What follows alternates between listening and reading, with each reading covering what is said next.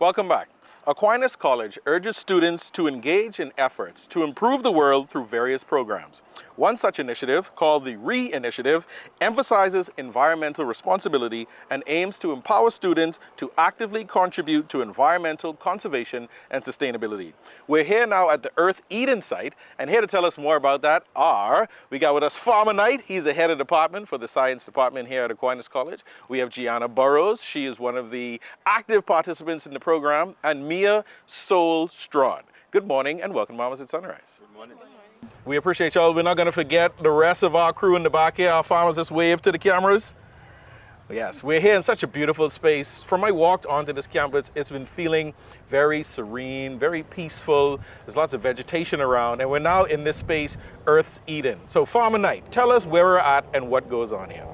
Well, we're at a very beautiful section of Aquinas where students get to interact with the environment. As the name suggests, Earth's Eden, which is a beautiful garden and will be a beautiful garden over time. And what goes on here, we actually connect the classroom for science with the environment, especially simple processes like respiration, photosynthesis, carbon cycle, nutrient cycle, such as nitrogen cycle as well.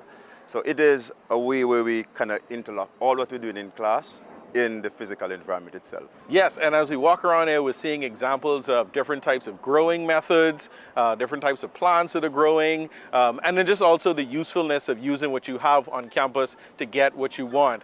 Gianna, tell us a little bit about your participation in the program and some of the things you do. Well, since I've started participating here, it has been a very fun experience.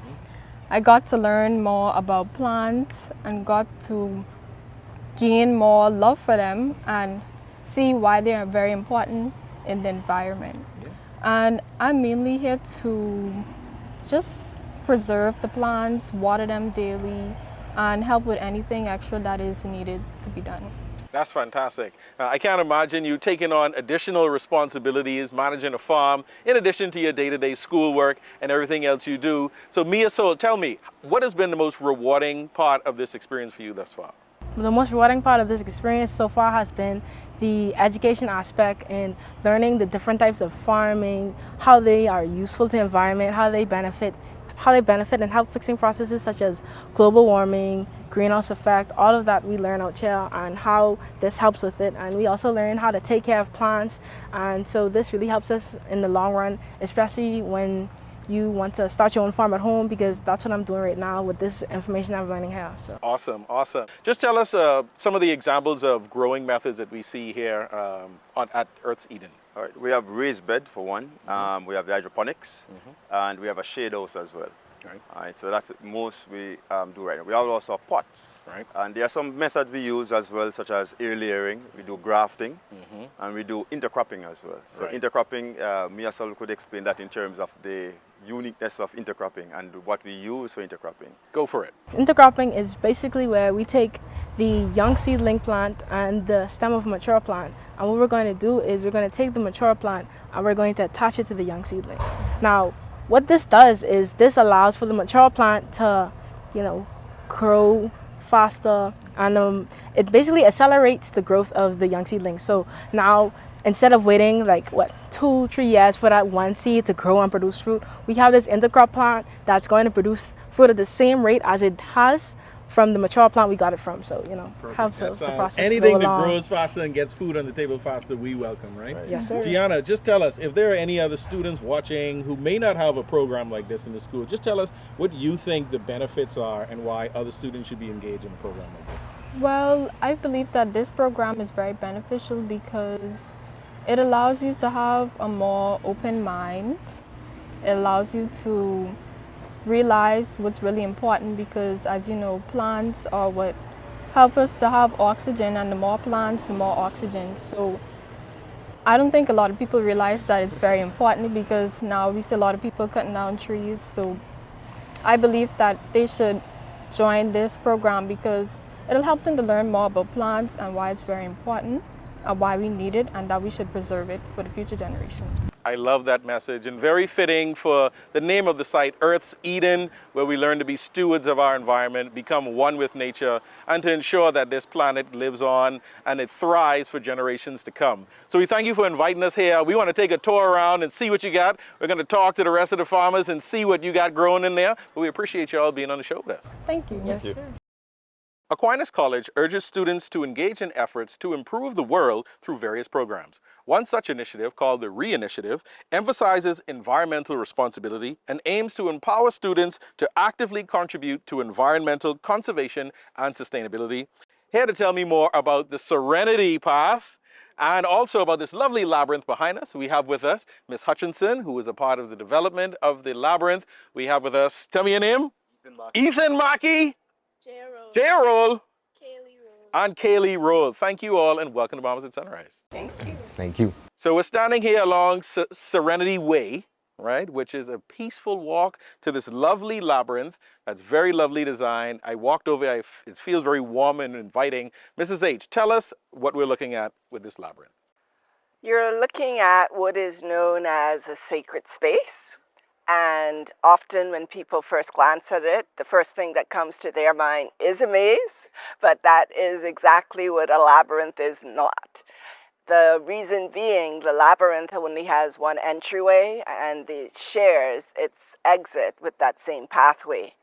And basically, I guess the simplest way to put it is a labyrinth is an opportunity to de-stress through a reflective walk that takes you to a central point. And at that central point, you give gratitude. And as you make your exit, the hope is you're much lighter than when you entered. Wow, that sounds like any one of these at my office, any one of these at my house. It seems like a very useful tool, especially in a school setting where students may find themselves under pressure, feeling stress, anxiety.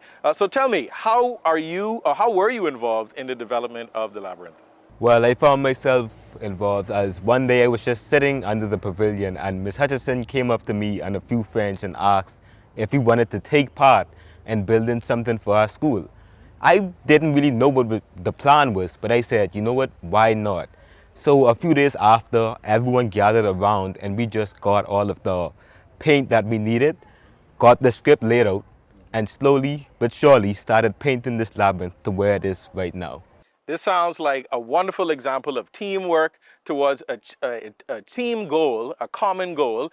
Tell me a little bit about some of the other students that may have participated and what it was like creating this labyrinth. Well, it was about, like, say 10 of us working on it. From time to time, we tried to whenever time we had, we tried to make time to work on it because some of us had all of extracurricular activities to do. So we find time in our own time to do it. So 2 or 3 of us would be working on it for one afternoon and another set for a different afternoon. Well, it was kind of hectic because, yeah, a lot of people working on something, and sometimes we had mistakes where we messed up, paint dripped everywhere, but we made it work. Mrs. H, tell us, how have students reacted to using the labyrinth, and how do you feel this fits into their routine here at school? Well, the routine is still a work in progress. It is new. And so we've grown from running through the labyrinth now to actually walking around it, and to the point where students of their own volition will now enter the labyrinth when they need a peaceful time or moment. We're still in the educational phase because it is new. I want to say it's the only one in the Bahamas right now. And so it is a new concept. It's one that is continuous, and we invite students, certainly with my classes, they've been introduced to it, they've been introduced to the walk.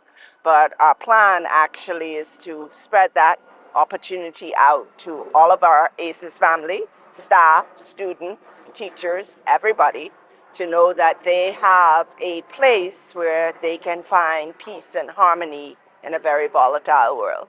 That's fantastic. I'd like to thank you all for being on the show with us today. We're probably going to take a walk through and see how it feels. Brother Maki, I know you've been one who's experienced it, so I want to experience the clarity of going through the labyrinth, through the sacred space. But congratulations again to you all on this part of the Re-Initiative program. Thank you. Appreciate you all. You're watching Bahamas at Sunrise. We're going to go take a nice walk through this labyrinth and clear our heads. We'll be right back.